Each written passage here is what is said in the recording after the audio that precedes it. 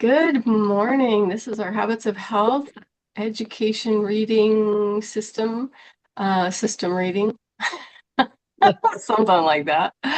October 14th, 2025, and we are in Your Lifebook, my Lifebook, Element 7, Creating a New Leptogenic World. Average time to complete is 1 week. Again, Dr. A encourages us to take very tiny pieces. And how do you eat an elephant? One bite at a time. So 5 minutes a day, you can get through the whole life book in a year. In Element 7, we will focus on making simple, powerful changes in your surroundings to make it easier to make healthy choices.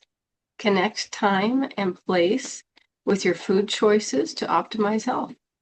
Explore and implement strategies to adjust your surroundings to create your leptogenic world. Feel amazing while making these changes. We live in an obesogenic world. This is a major reason why so many of us struggle with our weight.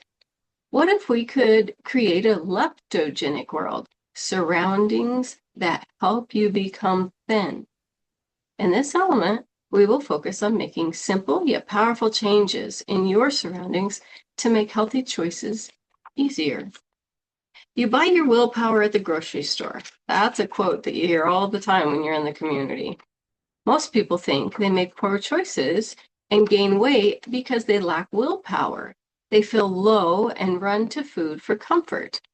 But if you only bought healthy food at the grocery store and it's not close at hand, you can instead stop, challenge, and without any temptations, choose something healthy to eat or an activity on your health path.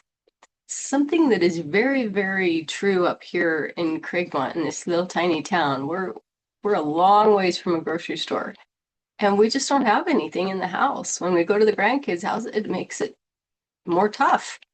When we go to my dad's house, it's harder to stay on track because he has all sorts of unhealthy snacks, even though I bring him protein bars and protein shakes and good stuff for him. He has Oreos and he has M&Ms. And it's just, you really have to make an effort when those things are so simple, when you get stressed over trying to work on something that, yeah, we won't talk about trying to get him into assisted care. Your emotions start running high, your stress starts running when you start confronting him on certain things, and those things are right there. Up here at our little house, we don't have anything unhealthy. We just simply don't have it in the house. When we go to the grocery store, we buy specifically what we're going to eat, or we have Optavia fuelings for snacks in between. Anyways, little exclamation point on what he just said right there. So, over the last several years, we've discovered that willpower is not something you have or don't have, but a resource that becomes depleted. And, like a battery, it can be recharged. Remember your days in school during finals week when you were using your willpower to study and everything else suffered? My girls deteriorated from being a perfectly turned out young women who made healthy food choices to wearing sweatpants with no makeup and living on pizzas, cheeseburgers, and fries during exam week. When your willpower is depleted, you are more likely to make your decisions based on your surroundings. After those tough days at the office, you are much more likely to make the effort to prepare a healthy meal or exercise. So it is important to eliminate potential unhealthy temptations when you're more vulnerable to poor choices. I did not read that very well. In this element, we are going to introduce the habit of connecting time and place to coordinate where you are throughout the day and make small but critical changes in your surroundings. In the next element, this will evolve into your own personal habit clock. This will make it easier to do the habits of health. and harder to fall into the habits of disease. We are, in essence, going to reduce the need to use willpower by creating a new, healthy, leptogenic world for you. There's the clock that he's talking about that we'll talk about in just a second.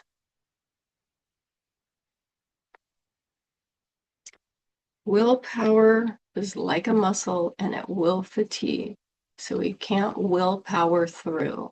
That's why we want it to become just what we do. We've got to get to that point where all of these things are just what we do, and we have healthy surroundings to support it. So review choice architecture in Dr. A's Habits of Health, part 1.7. So it looks like we'll be going to 1.7 next. Optimizing your surroundings, creating your microenvironment of health. So let's spend some time and go through your day. We need to consider what we can do in your current day to put obstacles in place and to increase the steps needed to make bad choices. At the same time, we need to eliminate some steps to make it easier to make good choices. And there's the clock and the special hour to rest or to quiet down before bed, and then some good sleep, and then an hour to kind of wind up your day and then go through the day. So as you can see, there are multiple times during the day and night when we can make interventions. We are going to concentrate on your bedroom, car, workspace, mealtime, and home, specifically the kitchen, pantry, and living spaces. Food environment design in your house. Let's start with the center of food storage, preparation, and serving in your kitchen and pantry. You will want to read part 2.2 in Dr. A's Habits of Health, Your Blueprint, Safe Weight Loss, and Health Gain, which will give you specific foods to toss as well as ones to replenish your shelves. I will discuss some basic principles, and I want you to log what you have changed and whether it is helping you make better choices in your surroundings. So the pantry. And the pantry is the place where most processed foods are stored. You will want to eliminate all ultra-processed foods that have sugar or refined flour as the first few ingredients. Why? In part 1.1 in Dr. A's Habits of Health, It's Not Your Fault That You're Struggling, we talk about how the food industry encourages you to consume large amounts of ultra-processed foods by manipulating taste, salt, and texture. They're also responsible for creating sugar and refined flour addiction. Important note here, our fuelings are designed to do the opposite because they are low glycemic, portion controlled, and provide balanced protein and carbohydrates, have lower calorie, and work with the body to turn off the metabolic switches. They turn us into fat-burning, healthy state. These fuelings are healthy food designed to help you manage your weight and health. Get rid of the tempting foods that could sabotage your healthy eating choices, and don't use this time to finish off the bag of cookies you find. If you have children or teenagers, this is a great chance to help them eat healthier too. But if you must keep foods for them in the house that don't fit your plan, put them in the low, out-of-the-way cupboard and don't go near them. Start by getting rid of white rice, white flour, white bread, crackers, rice cakes, croutons, and breadcrumbs. Hydrogenated vegetable oil, including hard or semi-soft margarine and shortenings such as Crisco and partially hydrogenated oils. White potatoes, potato mix, cornmeal, and corn grits. Refined cereals, whole grain is okay. And flavored oatmeal, cookies, candies, cakes, muffins, chips, crackers, pretzels, and popcorn.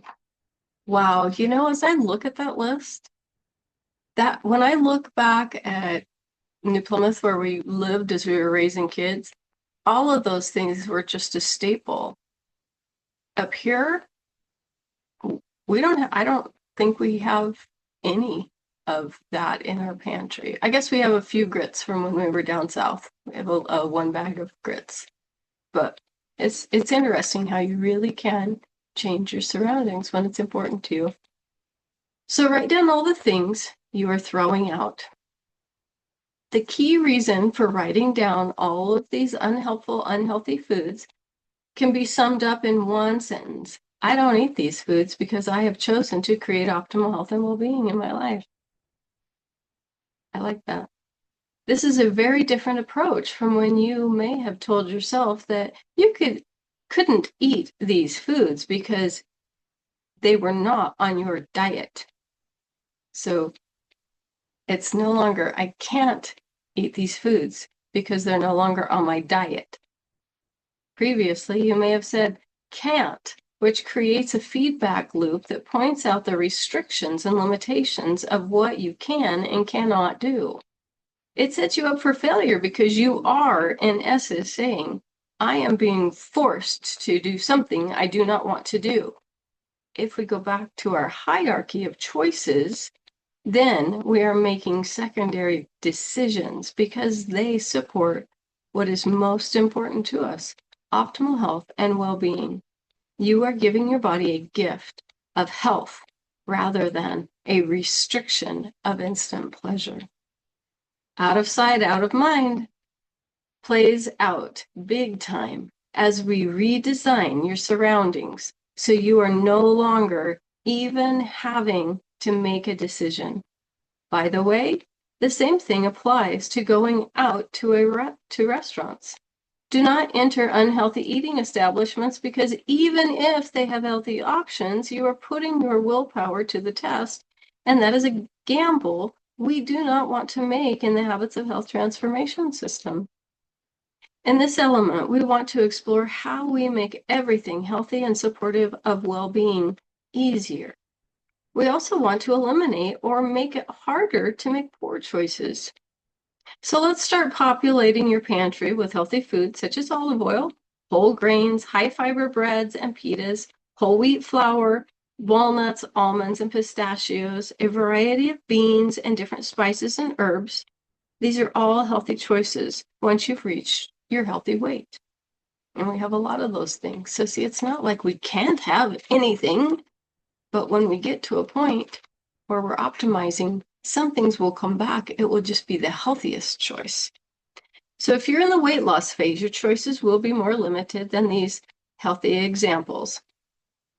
In fact, put below some of the things you have in your pantry during the weight loss phase. The catalyst to reaching a healthy weight.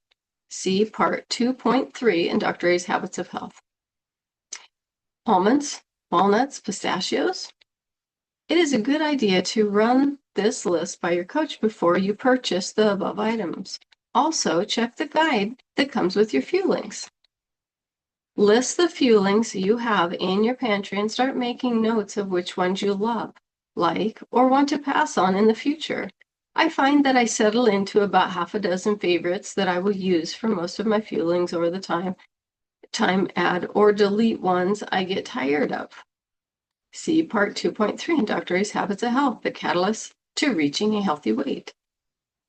One last note on choice architecture in your pantry. Place the healthiest items at eye level. And if you have other family members that are not eating healthy, request they place their processed foods either out of sight or in an area which requires more work to reach. Refrigerator. Here's what needs to go from the refrigerator. Whole fat dairy products such as milk, cheese, yogurt, butter, cottage cheese, and mayonnaise. Processed deli meats, bacon, hot dogs, sugary sodas and juices, beer and wine.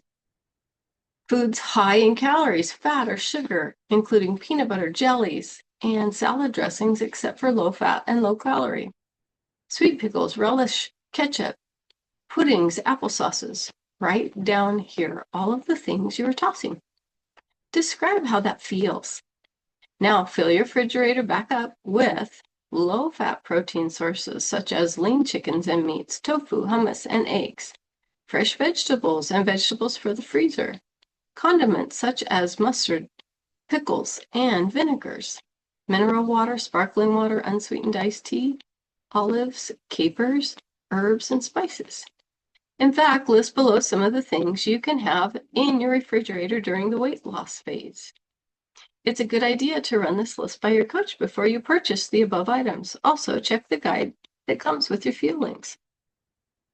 Freezer. Here's what needs to go from the freezer. Frozen fruits with added sugar. Frozen vegetables with seasonings that contain sugar. Orange juice, lemonade, other fruit concentrates. Breads, rolls, etc. Frozen entrees containing rice and pasta. Frozen pizza. Frozen desserts, ice cream, sorbets, cakes, and cookies. Write down all the things you're tossing. Describe how that feels. Now fill your freezer back up with frozen. Describe how that feels. That's an interesting thing. Because I remember when I was first getting rid of all the stuff in my pantry and in my freezer, and it was hard. It was hard to think that I was wasting. And I remember another coach saying, well, it's either going to go to waste in the garbage can or it's going to go to your waste and it's not going to serve you. That helped. But it's kind of funny reading this right now. I have no qualms of throwing things away. That's how much I have changed. Yes, Sheila, go ahead and unmute there. I'll ask you to unmute if you can hit that. You're muted, Sheila. Okay. Just a comment, though, is what I do. In fact, I'm going to go do this again. Is our food to go to like food banks? Yeah. You know, so. Yep. No, I think that's perfect. A good option. Yeah, we have had a veterans place in Ontario, and that's where we took a bunch of stuff. But it was also a good time when expiration dates are high. We threw a bunch of stuff away that was expired that had been sitting too long. But you have to be careful about that. But if they're only a year or so, it's okay. But yeah. yeah, nope, that's great. Great. Okay, so describe how that feels is what it says. So now fill your freezer back up with frozen vegetables like broccoli, spinach, cauliflower, green beans, unsweetened fruit like blueberries, peaches, raspberries, strawberries, frozen shrimp, fish, seafood without sauces and sugars, lean beef, poultry, veggie burgers from soy, beans, no grain potatoes, or sugar.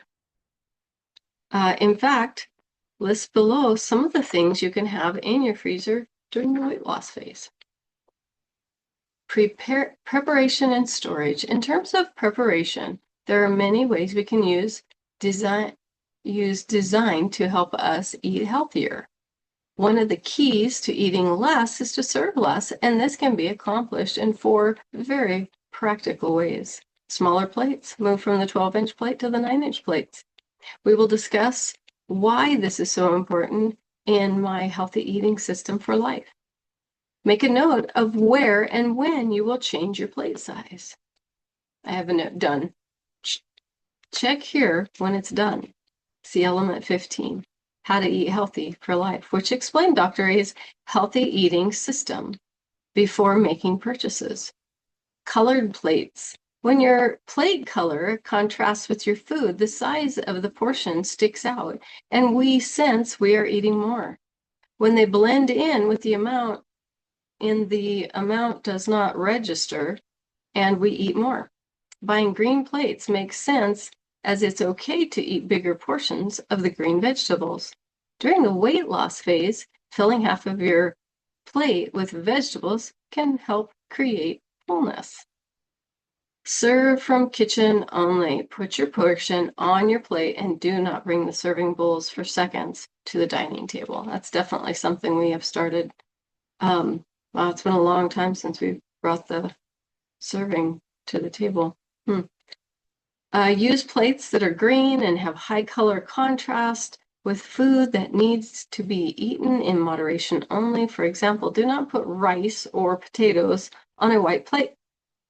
Make a note of where and when I will change to this new behavior. You should see our new plates. Kevin found them at a yard sale, and we just got new ones, and they're all bright colors. We've actually got a stack of really small ones, and we've got a stack of 9-inch ones, and they're just really bright colors. And we have a different colored plate every night.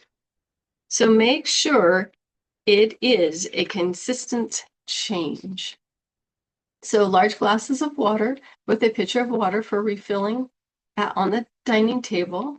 As we will discuss in the future element, always have a large glass of water with you, including at the dinner table. Our hunger can always be diminished by drinking more water. Our design thoughts in the kitchen surroundings. When storing leftovers, wrap any unhealthy food that family members have not eaten in aluminum foil so it's not visible. And wrap your healthy leftovers in plastic wrap so that they are visible.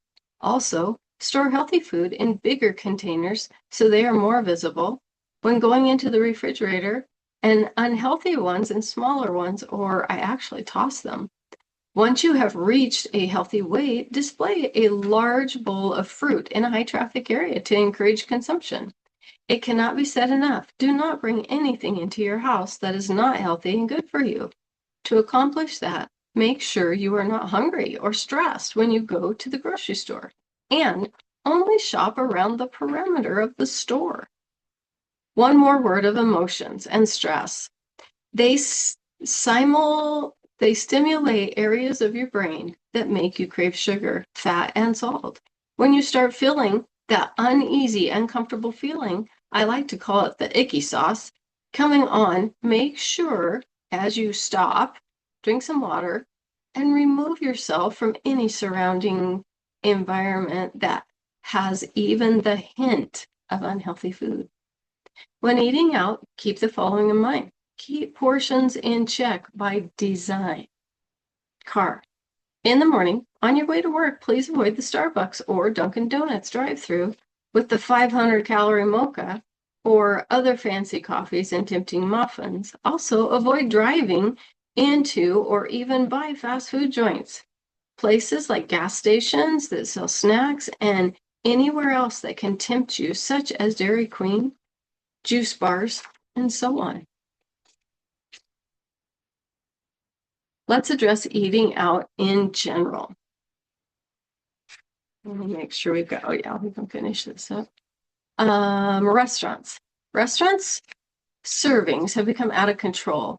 An occasional treat is fine, but if you eat out often, you need to develop an overall strategy for portion control. Here are a few tips.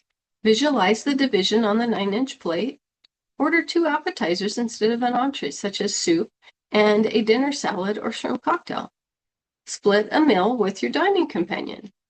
Don't rely on the chef or waiter to serve you the proper amount of food. Surveys show that people generally eat everything that's put in front of them, whether they want it or not. Ask for a leftover container right when you place your order. When your meal comes, eyeball your portions, your proper portions, right away and put the rest into the box to take home. So did you notice they didn't say cut it in half? They said eyeball the proper portions. So we put the extra in the container to go.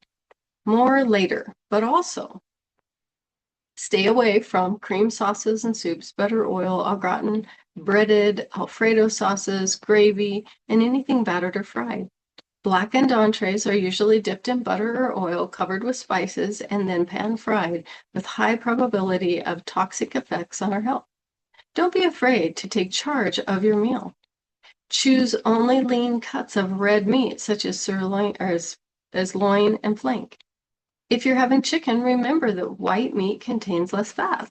Ask for your meat, fish, or poultry to be prepared with minimal oil and butter or prepared light. Have the chef trim all excess fat before cooking, and make sure to remove the skin from poultry before you eat. Request the vegetables to be steamed with no added butter or sugar.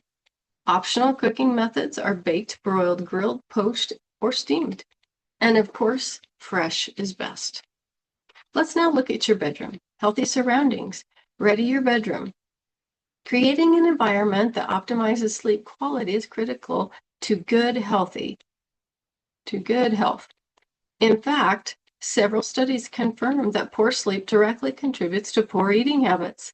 We'll spend considerable time in phase 2 on this macro habit, both in Dr. A's Habits of Health and in our future elements, giving you some tips to improve your sleep. But right now, here are a few simple steps to make your bedroom more conducive to healthy sleeping. 1, organize your bedroom and put away clutter. Describe how that feels. If you have a TV in your bedroom, remove or unplug it. Describe how that feels and how that affects your sleep. Choose a bedtime that means you get 8 hours of sleep and stick with it. It's when do you get it done, and describe how that feels. Keep your bedroom cool while you sleep. Describe how that feels. Never eat in bed. Describe how that has changed your sleeping. Now you understand the importance of making changes in your surroundings, so you are no longer reliant on willpower to make good choices and stay away from bad ones. List the 3 adjustments you have made to your surroundings that are making an immediate difference to your health and life. Make sure you review all your notes and this element often. Also, share it with your coach and spend time discussing how these possibilities will become a reality. In element 8, learning to eat every 3 hours, we will explore eating every 3 hours as integral in your developing the mastery of the macro habit of healthy weight management. Note to self: now that you have completed element 7, creating a new leptogenic world, write down your thoughts guided by the following questions. What does this element mean to you right now? What does this element give you the opportunity to reflect on? What actions are you going to take as a result of this element? And make sure to connect with your coach over all of those things.